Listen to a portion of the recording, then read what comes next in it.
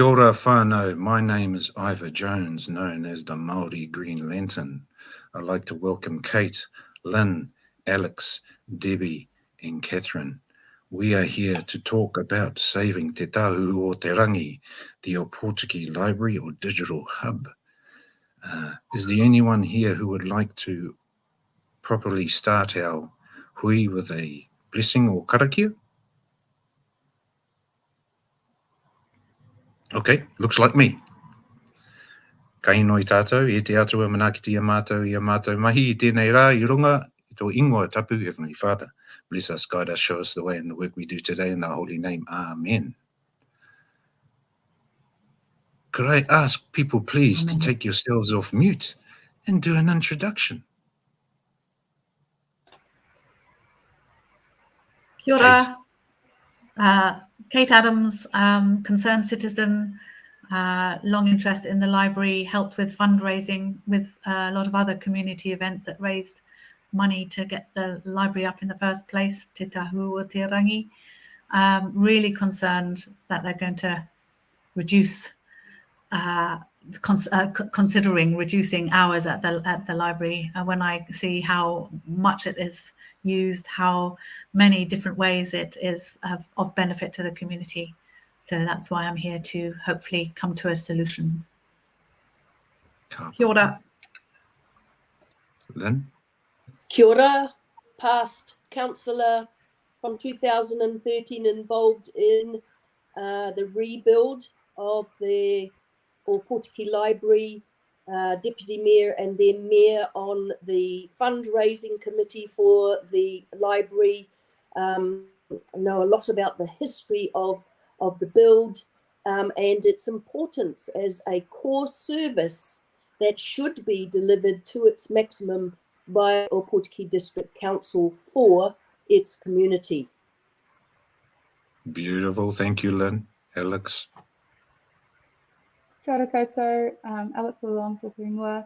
I'm a high school teacher at the local college and I'm really passionate about how we use Te Tāhuhu o Te Rangi to ensure that our rangatahi get the best amount of learning and information possibly. We, as many people might know, our school's going through a current rebuild and today I had to box up my library, our school library.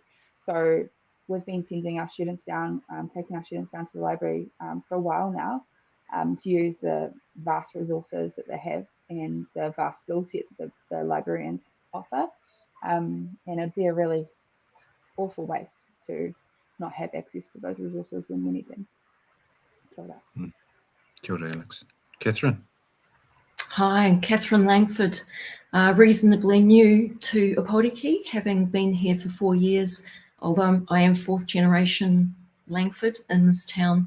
I am a concerned citizen. I'm the co-convener of the Repair Cafe in Opotiki, which had a lot of support from the library and shares a lot of values with the library as well. Thank you. Kia ora, Catherine. Deb, you're the last one.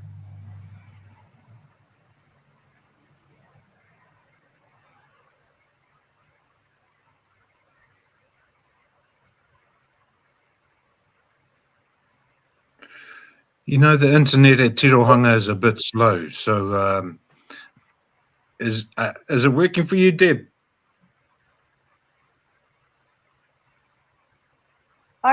I can hear you, but not speak to you. Oh, because I can hear you. Kapai. Kapai. So we're here to save Te Tāhuhu o Te Rangi. Now, this council wants to reduce the services, public services, at Te Tāhuhu o Te Rangi and the eyesight. And this was detailed in Opotiki News and Sun Live, so it is widely known and publicly known, and we are here to raise awareness from the community to say we are not interested in that. Let's look for alternatives. Possible alternative is perhaps look at the jetty or some other infrastructure thing like that, because as Lynn says, this is a core public service. So with that sort of setting and context, Lynn, being the ex-mayor of Opotiki, the previous mayor of Opotiki, and being intimately involved in the development of this long-term project, could you give us a bit of background, please? Sure. Very long time ago, the Opotiki Mechanical Institute gifted the land from the corner of King Street along to where the new council buildings are built, where the bank hub and Aotearoa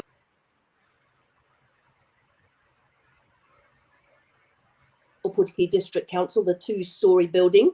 That whole block is land that was gifted to the people of Opotiki on two conditions. One, that a library would always be on the corner block.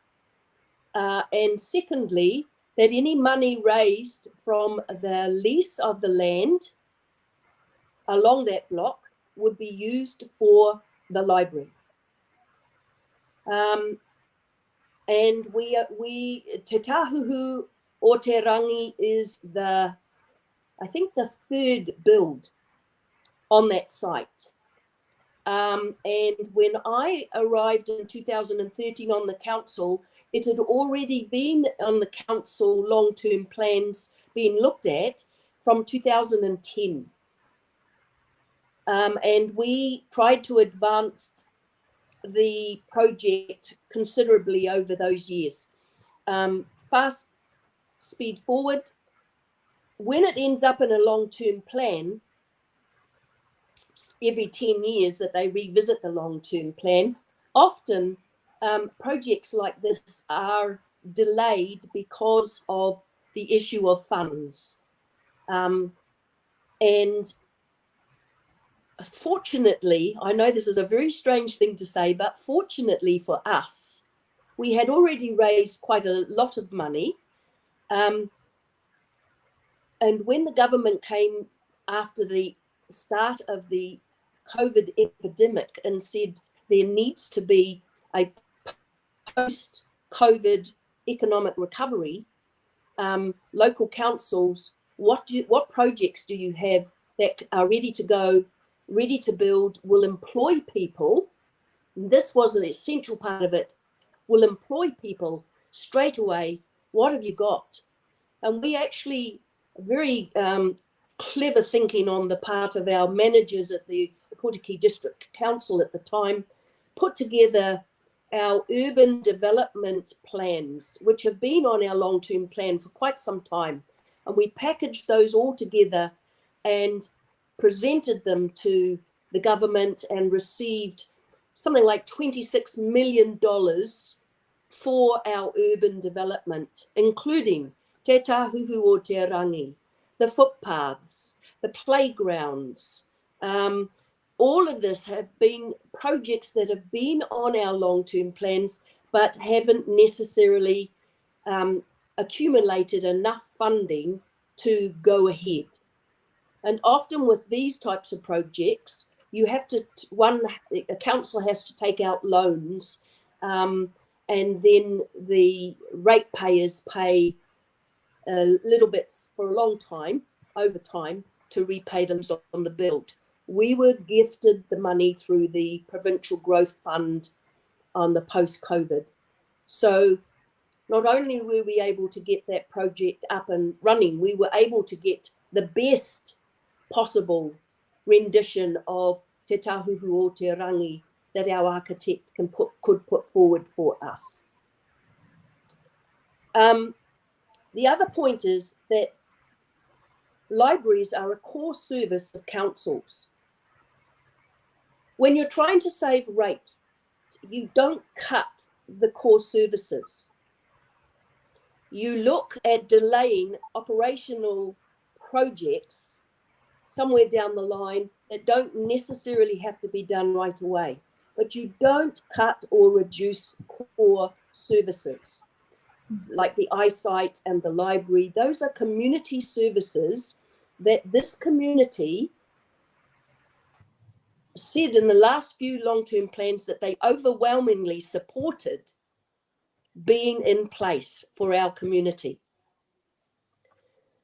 And the other thing too is that if you change or try to reduce services that you're trying to give your community, that you've promised that you are going to be doing, that has to be done in consultation for the next rendition of a long-term plan. The council cannot change staffing or reduce staffing or hours without that going through public consultation. I'll stop there. Excellent. Thank you very much, Lynn. You referred to a couple of things there, the long-term plan, and I threw that up on the screen for people to have a look at. This is all on the Opotiki District Council website. So Lynn's covered that off. And also I put up Tory whānau. This issue was presented to the Wellington District Council, and they had to consider the same issue. And Tory put up her hand and said, hell no, that ain't going to happen. We ain't going to do some things to the public swimming pools and libraries, so we are going to save them. So my question for David Moore is, okay, let's do the same. Because it costs $6 million to put up your library, and it would be a real shame to lose it. So, Alex, do you want to come in from an educational perspective? Yep, I can kōrero to some of those things. Do you want to ask me some questions, Ivor? Then I'm cooking dinner at the moment, trying to do everything at once. No problem. How often do you take your students down there? Or how are you a high user, I call it, of Te Tāhuhu or Te Rangi? Do you Opotiki? Yes. Yep. So how many times a week do you? How many times a week do you mostly do? On the Friday, tomorrow, 2 of our senior classes will be going down there. We go there once a fortnight to make use of the library. And it was a really cool moment a little while ago where we had a whole range of students coming in and out of the library and actually using that space effectively for their research projects, their reading responses, accessing ebooks, accessing audiobooks, films, whatever else they needed, plus the text, and also having one-on-one time with the librarians, because there was, when we got in there, it was quite early in the morning and there wasn't too many other people. And so it was quite good that the staff gave us as much time as they had, because we always get really great support when we go in there. And I know that there are lots of other schools, for example, Te Whānau Apanui, who come in out of their way to come and use and access our resources as well. So there are quite a lot of really beautiful readers in our community, and for us to increase our literacy rates across the community, we actually need to have a space where they can do that. And accessing the library is a core human right. Accessing a library where they can actually develop their skills in that space and develop their understanding about the world and critical literacy, getting them to understand about how there are multiple different literacies. It's really, really important, and a library is the core place to do that. So, yeah. Excellent, kōrero. Thank you very much. Catherine, do you want to add a perspective from the community? Sure, thanks, Ivor. Look, I mean, Opotiki is I believe, one of the most deprived towns in the country, and the library was purpose-built, I believe, to reinforce its role as a community hub, and it does all of that and more. And the council wants to hollow out, as has been alluded to, a genuinely useful and well-used social service in favour of other projects that are not essential. And in one case, only benefits a small section of the community. And, I would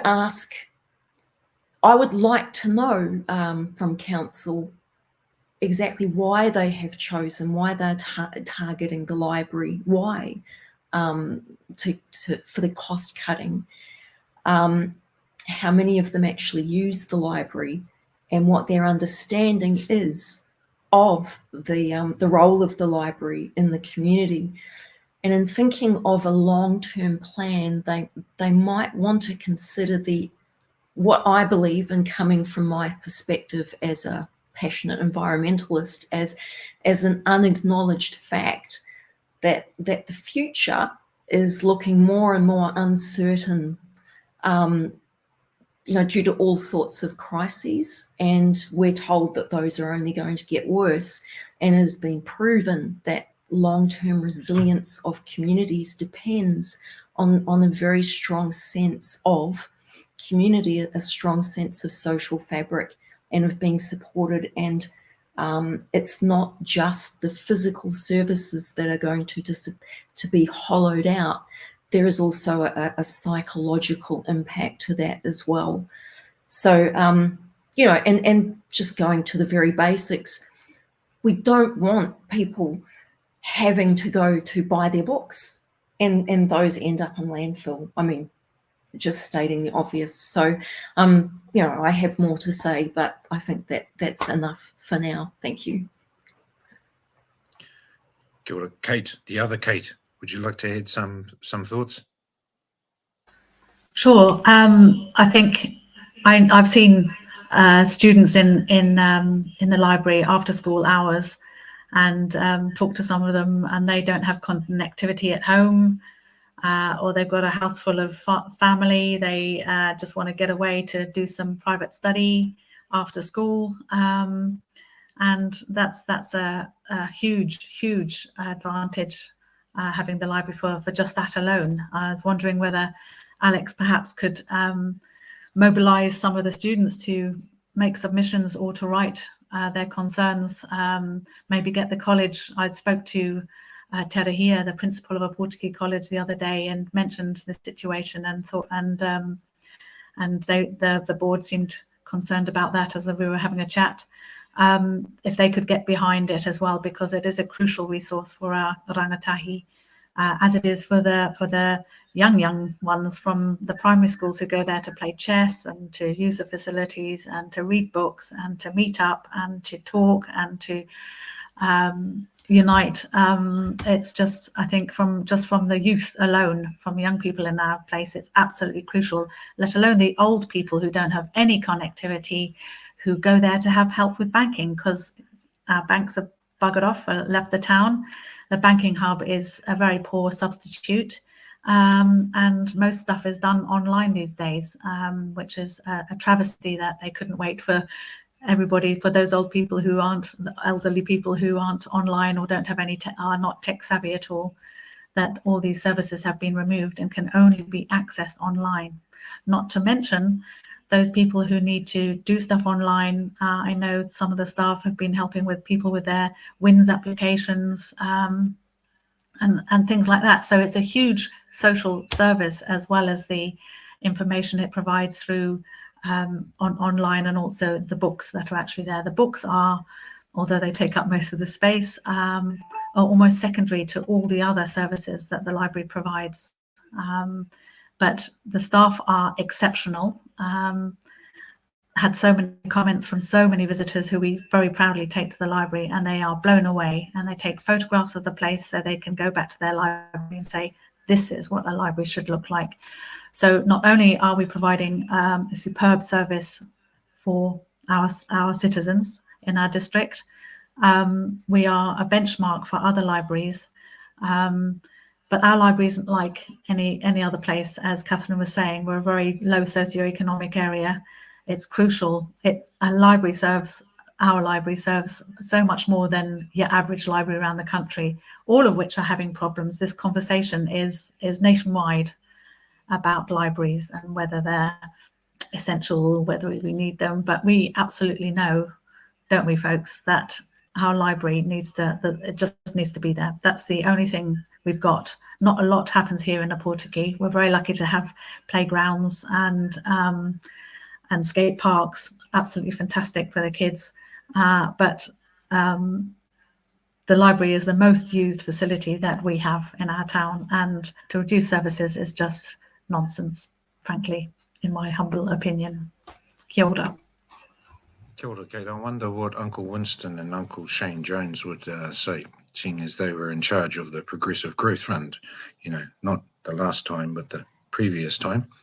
And now that they're back in, I wonder if, you know, one of the cuzzies can go and have a talk to Shane and say, hey, Shane, this is what's happening with your district council over at Opotiki. You know, do you want to go and have a little talk to them? Did you see the breakfast show on Tuesday? Fantastic. Carol was a great spokesperson for our district on the community hub, Te Tāhuhu o Te Rangi. She was superb. It was a nice little 10-minute segment, wasn't it? And the hosts got into it as well.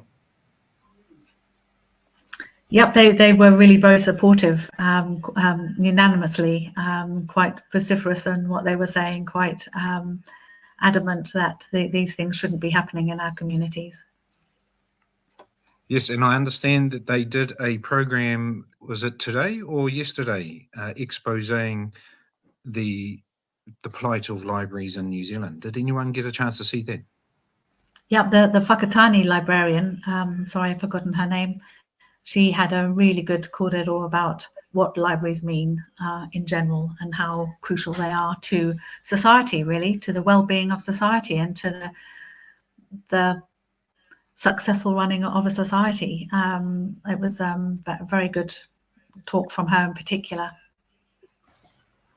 Yes, and I think as we were alluding to in our quick chat before we went live, the chances of the services being restored once they've been hollowed out are fairly remote. Yes, that's a real concern, yes, that totally. once you lose it, if you don't get to use it, we're going to blooming lose it.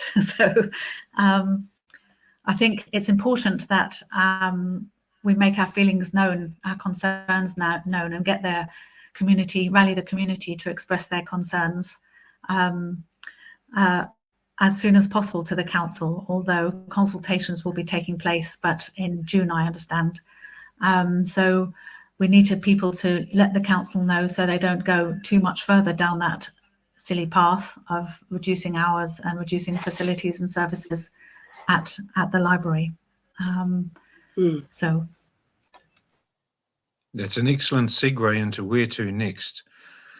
I'm going to be doing some information sessions on the street in Opotiki over a period of time, just raising awareness about what's happening with the library and proposed actions that the council would like to take, and to highlight some avenues that members of the public, the local public, our residents in Opotiki, that might like to take in terms of engaging in this kaupapa. For example, there could be submissions being made. I understand that the 26th of March is a key date in terms of submissions. So this won't be the only kōrero that we're going to have. We're going to be sharing lots of information around trying to get people to engage in the kaupapa and to present some submissions to the district council and talk to those submissions. So we've got a core group who are working on that. So that's one of the key things that we're working at. Here is Carol doing a great job on Tuesday, highlighting Te Tāhuhu o Te Rangi. And I'd just like to ask you a question. We've got another about 5 minutes before we end this kōrero. How many of you have gone into a library in other places in the world? Where have you gone, Catherine? Well, I spent over 20 years in Sydney. Mm-hmm. So I went into the libraries, many libraries in Sydney, and I have to say that hands down, Opotiki Library is super impressive. You know, I mean, it's a smaller community, but it really is a cultural and literary and everything else hub. I've not experienced that kind of breadth of community service before from a library. So yeah, very impressed. Anyone else? yeah, I've been to a variety of libraries in the UK and in Germany. I was there last year. Actually went to a library there, bizarrely, in Cologne. Yeah, no comparison. I think we have a groundbreaking tonga here, and if we don't polish it, if we don't keep it polished and keep it running, then it's not going to be a tonga anymore. And it's really tragic that any consideration of reducing its power is in consideration. I think it's really sad. I've been into libraries in Boston, San Francisco, Liverpool. So I've been into a few libraries, and you know what? It's all the same type of profile of customer that comes through. You get students coming through, you get second chance learners, adult learners who are coming in to study. You get Poor man's university, yes. You get vagrants coming in and using the facilities. So Te Tāhuhu o Te Rangi is an exemplar in terms of the library services that are provided by a digital hub nowadays in 2024. And to lose that, yeah, go ahead, Kate. Yeah, we've talked a lot about the learning, which in itself, the learning and the help and the social connection the library creates. I'd like to mention the business facilities that they also provide, the meeting rooms for local organizations, business facilities for people who operate in town, the reps who come and work in town here, who need to use the internet, who need to have a place to operate, and just local businesses. I know that we've had visitors here who are still running their businesses from there, and to use that. That's out-of-towners, but I know that there are lots of other people who are independent, self-employed, who use the facilities there, where you can have Zoom meetings on a big screen. You can have organized all sorts of meetings there. In fact, the college, Portuguese College, had a board meeting there one time, which was fantastic as things were being rebuilt at the college. So it's crucial also for economic reasons. I just thought I'd mention that.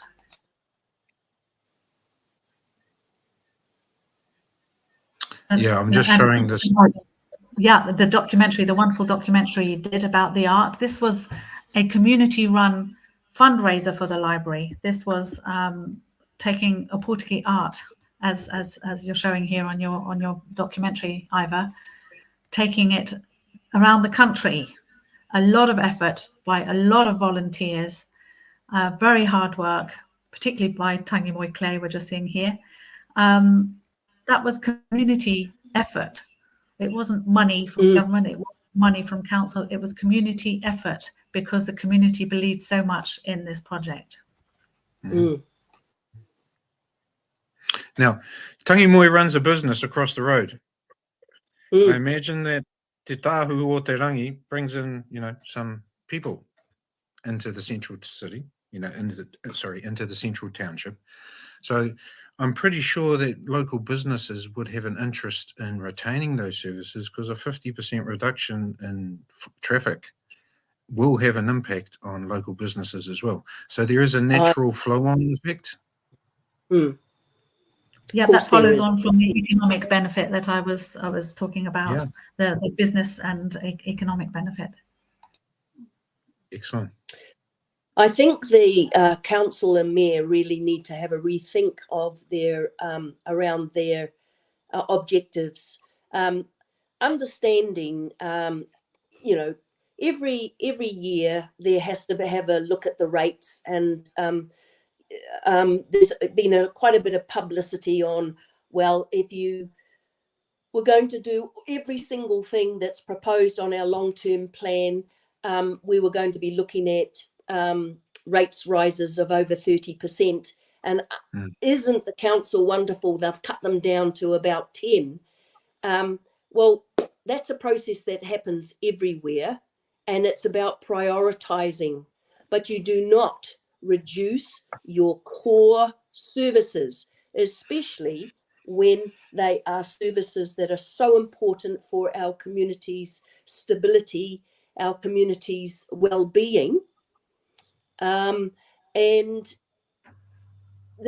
our community deserves to have Te Tāhuhu or Te Rangi running at its highest capacity. We should be looking at increasing the staff, not reducing staff or hours. And they need to be fully qualified people because they are covering so many different aspects of being a community hub. We can't go past the significant work that is done within this hub for everybody in Ōpōtiki. And it frightens me. It concerns me that our current mayor actually campaigned when he stood as a councillor to stop the actual build of the library going ahead. That was his big thing.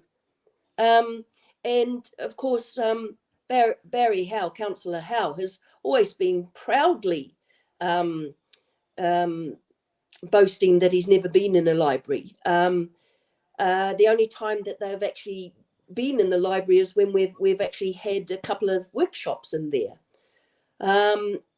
And standing across the road when the Te Tāhuhu o Te Rangi was having its opening and not joining the councillors. There were only 3 of us councillors there supporting the opening of this fantastic community hub for our district. I know that Deputy Mayor Brown has always been totally supportive of this ever since she started on the council in 2010.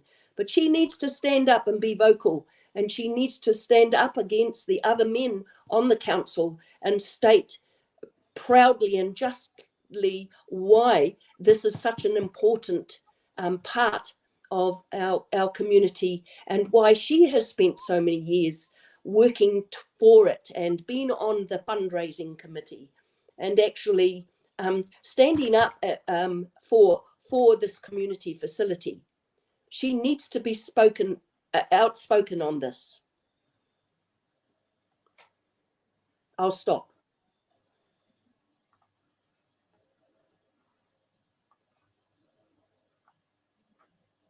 So can folks hear me? I'm just showing the corridor that I had with David.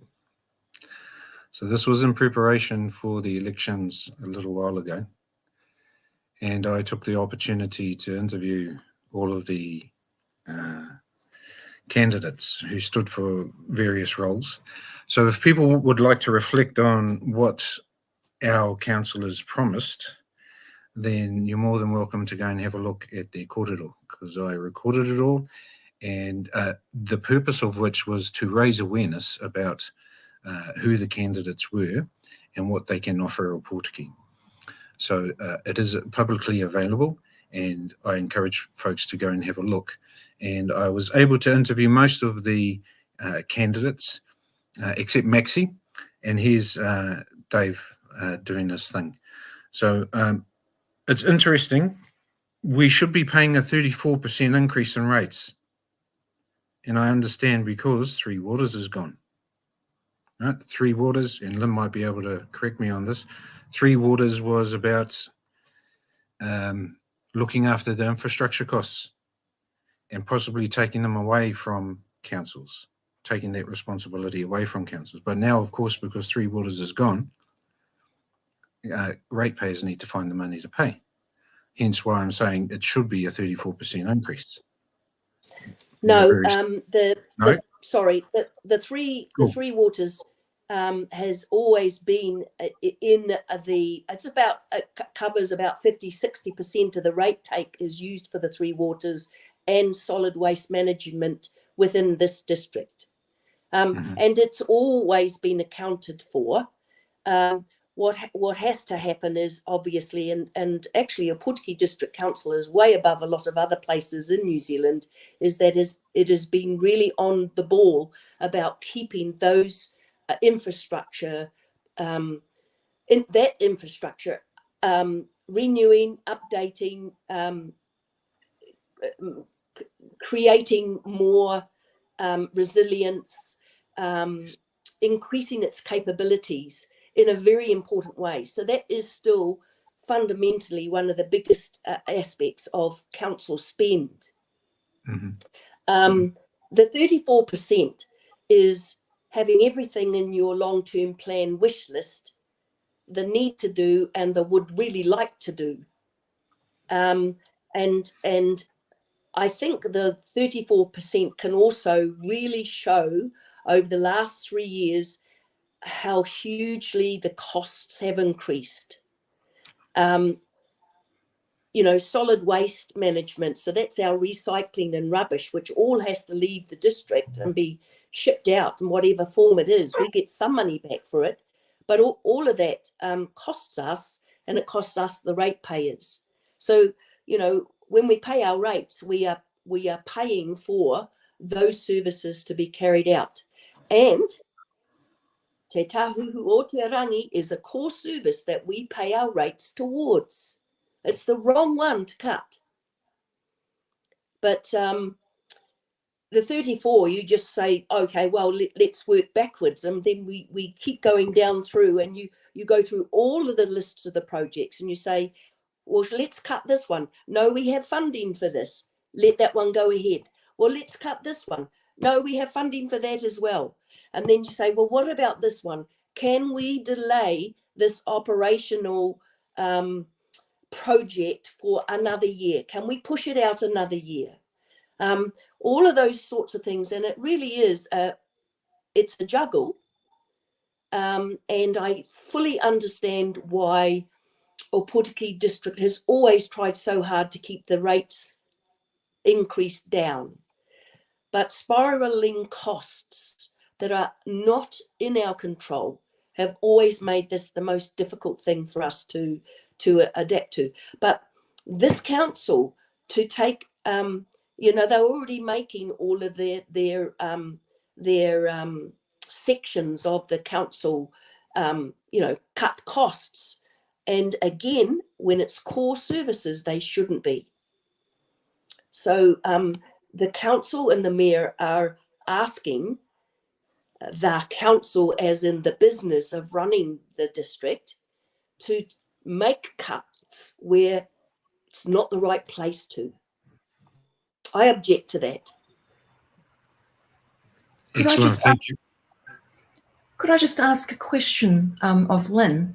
Maybe you can shed some light on this. How much, what percentage of the overall budget does the library actually take up? And I wonder how much will actually be saved by those costs, because I understand that the savings they're negligible to the overall totally. budget. And I can't quote those numbers off the top of my head, but in our in the council information, often it shows how much of our, you know, our dollars raised goes towards each of the services, core services, and if you think that, you know, putting Opotiki District Library sign up was the equivalent of a quarter of the library's full budget for a year, because the councillors insisted they have that on. Well, that, now don't get me wrong, that money was not taken from the library budget, but it was equivalent to a quarter of the library budget. So we're not talking a huge budget. And also the eyesight. The council only gives approximately in my time it was $40,000 a year to the event eyesight placement for events. And all the other money that was, fundraised for the events, you know, from funding organisations. So all of the events that brought so much joy and such amazing times to Opotiki people, again, affordable, safe, family-oriented, whatever the events that were being done, they've got such a fantastic formula that the event management does under Joseph Hayes and their team, the council only contributes from the ratepayers $40,000 a year for that budget.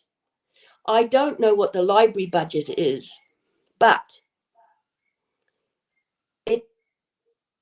it's not what where all of the money is spent on other things. And to reduce, cut the hours, cut the staffing, that's not going to help. I really believe you're right. It would be negligible changes, and they're just trying to make it look good and get it under 10%. Well, I think actually a lot of our community would say, if it's the difference between $5 difference in my rates a quarter to go to keeping the library fully staffed, well, I'd be paying that. And I think a lot of our community would be. One of the things that I did, that lovely clip of Carol Quirk talking outside our library, Iva, I sent that to every single person in Opotiki on my messenger list, so that they could watch it, and then said, please make submissions. And I'm hoping that lots of other of us will do that. And I've got responses already, and several people are making submissions. But I also wanted to say that I'd love to be able to help anybody make submissions. So I just having a conversation with my mum, who's just turned 90, and her first conversation piece at the dinner table last night was, what's that council doing cutting the hours for the library? She says, they can't do that. It's a core service, she says. And it's our community hub. What on earth are they thinking about? And I thought, I'm going to get you to do a submission, Mum, and put it in. But I really, really want to get our voices heard. The 1,800 people who are members of our library, the rest of our community that uses that space, those business people, we all need to have our voices heard on this. And we need to stop them before they even start giving us options in June. So I believe David's response to the TVNZ breakfast program, which featured Carol, his response was, what should we cut? I believe that was, how should we, if it's not the library, how do we deal with this? Do you have any suggestions, Lynn? I do. You go back to your lists of operational projects and you delay some of them, the bigger ones. But it is hard, especially if there are certain things you can't do. For instance, the storm water. Those projects have been coming. They roll around, and you've got to keep traction on a lot of them. But I think the best thing that they could take their money away from is the things that they're trying to push at the wharf. Quad bikes. I agree that what was that? I was just being cheeky, Lynn. Quad bikes. Quad bikes? Quad bikes. Well, that's just, they just need to be for the quad bikes. It's that you don't put money at that. You get out there and make sure that the quad bikes don't go on the boardwalks, or that they use the proper bloody, sorry, I get upset about this. They use the proper parts of the beach that they're allowed to use, and they don't cut down through the footpaths and by the houses where they're not supposed to. Those people need to be a lot more responsible as citizens and do what's best for the majority of the people, not what's easiest for them and laziest for them. I was more referring to, Lynn, and I think this featured in a Sun Live article, where the council wants $190,000 to employ a consultant to look at what it would take to get quad bikes onto Waitahi drifts. Now, I don't want to spread misinformation or disinformation, but I understand from my recollection that is what the council would like to do. So I would suggest that is not a priority cost, and then to correct. Not do that. Yeah. So that was just an example that I was trying to tease. Yeah, great. Yeah, but not get me going. We'll get you going, Lynn. We'll get you going. I'll stop now. Thank you. Yeah, I think that's That's the obvious one, Ivor. And my understanding is the cost for that initial consulting and putting in the resource consents up to 200,000. So that's just the beginning of the costs, really. So Yeah. imagine, $190,000, $200,000 is $190,000, $200,000. So where are you going to find it? Stop mowing the lawns on parks and reserves. Move the money. This is just, Can I go back to the wharf? As I mentioned in my letter today, that one of the plans was for the wharf, and I know there have been heaps of consultations and people have had their input about what to do about the wharf. The original plans involved having a pontoon out where the harbour arms are, which would then be moved to the other side of the river once the marina, as and when the marina was built. Now that sounds like, and I don't know anything about infrastructure, but a pontoon on one side shifted to the other side sounds like a darn sight cheaper than rearranging the whole wharf to move the kids' swings and slides up the way, to put in more boat ramps, to have arguments with Coast Guard and almost blackmailing them that, okay, if you're not going to let the public use the ramp, we're not going to give you a ramp. That is absurd when the Coast Guard is there for a reason, to get boats out quickly for emergency situations. Kate, you are playing with my desire to have my big boat on a jetty. Yep, you have a beautiful jetty out at the wall. Oh, that's not beautiful enough. I want a big shiny one. Yep, big shiny one. That's right. Move all the kids away from doing their bombs on the wharf, which is the best swimming pool in the whole wide world. Shove them up the river. Let the Wakaama team go up the river. The kids can go somewhere else, just like the Dotterels can from Ohiwa Spit. They can go somewhere else. As for boat ramps, as far as I'm concerned, apart from for the commercial landing of the barges, boat ramps are not a core service. Boat ramps are a wonderful thing to have, and it's lovely for people to go out fishing, and it brings people to our community with their boats to go out fishing to the mussel beds, which is fantastic. But how many boat ramps do we need when there are already boat ramps set up at the end of the harbour arms that could be used, as well as plentiful parking and all that kind of thing? Instead, we have big trucks picking up mussels, going through town to the mussel processing factory. I think a saving might be able to be made there somewhere on the wharf, perhaps, if they don't do all those things and go back to the original plan, the rescinding of which I think was a vindictive and unnecessary thing to do in the council. It was voted 2-5, so carried 5 with the original plans, and then when the new council came in, it was rescinded, and I think that will cost the ratepayers a hell of a lot more money than the original plans. That is in my basic understanding. Kia ora.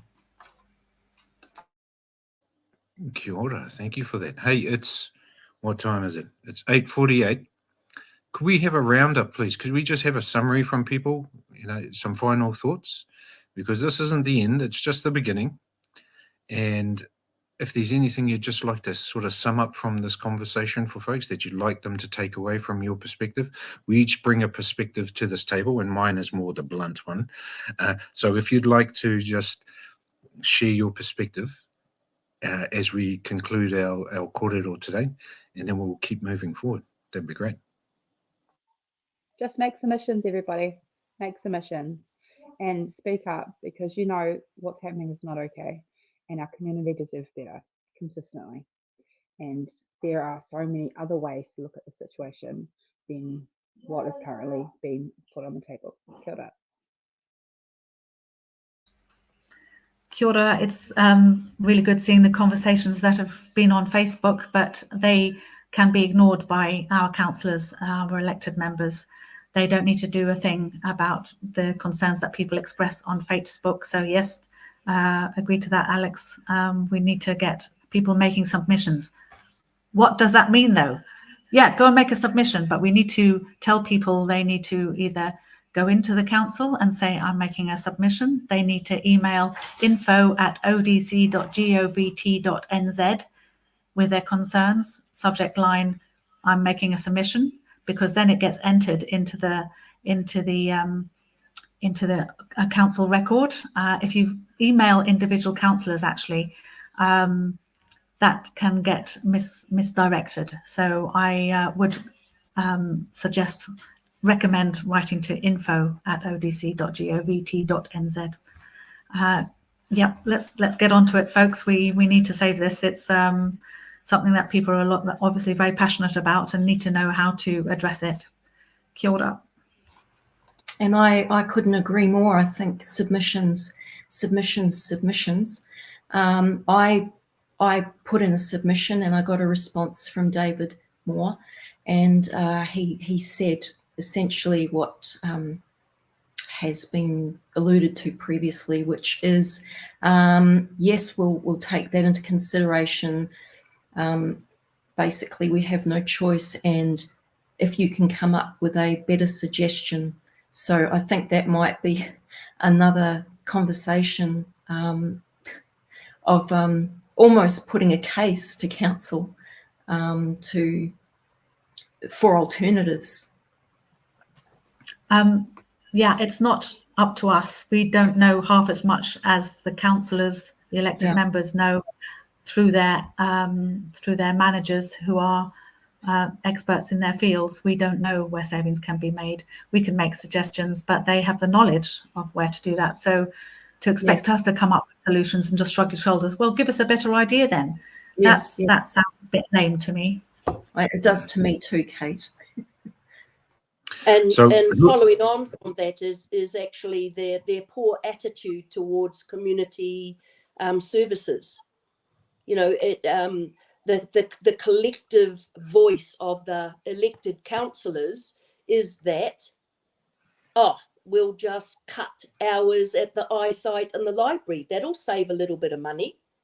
Yes, but there's other things we can be looking at, and Kate's quite right. This is the work that the elected members are there to do, but they also have to take on board what the community are thinking and their feelings, not feelings, their expectations of what core services are, especially around a community hub, and the eyesight in our events. They don't deserve to be cut. Excellent, kōrero whānau. Thank you very much. Who are your councillors? Barry Howe, Dean Peterson, Tom Brooks, Steve Nelson, Shona Brown. David Moore is your mayor. Yep. Maxi Kemera. And Maxi. I didn't get hold of Maxi the last time, but I will very soon. So yes, please, whānau, get in contact with your local councillors and have a kōrero, do a submission, do all of those things. They might require a little bit of work, have a kōrero, but I believe it is worth doing. Mm. With that said, I'd like to thank each and every one of you, the two Kates, Lynn, Alex, and Debbie, who has been sitting on the sideline. Thank you very much for coming in and having a kōrero tonight. What was this all about? This was about saving Te Tāhuhu o Te Rangi, a beautiful taonga in the metropolis of Opotiki mai Tāwhiti. So thank you very much. This won't be the end, and we will see you around. Ka kite. Thank you very much, Iva. Kia ora. Thank you. Thank you. And we are out.